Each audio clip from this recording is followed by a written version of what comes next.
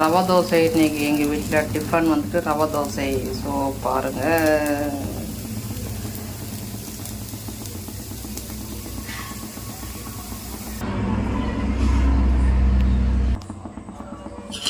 So ரெண்டாவது தோசை ஊற்றுவோம்.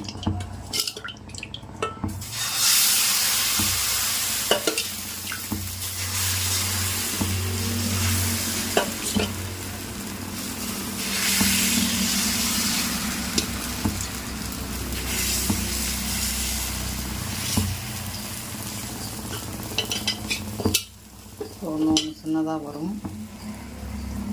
லைட்டாக ஆயில் ஊற்றுப்போம்.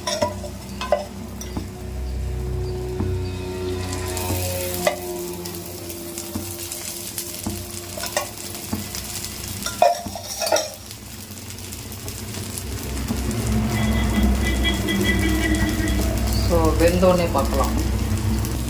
ஸோ நான் இப்போ தான் ஃப்ரெண்ட்ஸ் ஃபஸ்ட் டைம் வந்துட்டு ரவை தோசை வந்துட்டு ட்ரை பண்ணியிருக்கிறேன். ஸோ வருமோ வராதோ அப்படின்னு சொல்லிட்டு ஒரு டவுட்டு. ஸோ ஓகே, சூப்பராகவே வருது.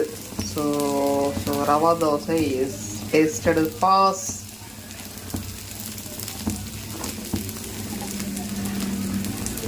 ஸோ நான் டிஃப்ரெண்டெல்லாம் நான் வரைக்கும் டிஃபன் ஐட்டம்லாம் நான் வந்து சாப்பிட கிடையாது. ரெகுலர் யூஸ் வந்துட்டு இட்லி, தோசை, பூரி, அவ்வளோதான்.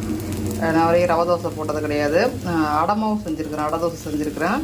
ஸோ இது வந்துட்டு ஒரு 10 இயர்ஸா, அப்போ கூட எனக்கு நல்லாவே வரலை. அப்போல்லாம் வந்து வரலை, அதனால் ரவை தோசை அவாய்ட் பண்ணிட்டேன்.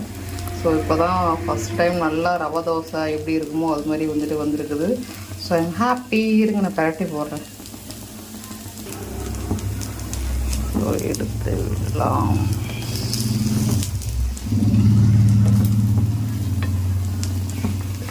ஸோ சூப்பராக வந்துச்சு பார்த்தீங்களா? ஸோ கருகாமல் அப்படியே சூப்பராக செம்ம டேஸ்ட்டாக ப்ரௌனிஷாக வந்துருக்கு பாருங்கள்.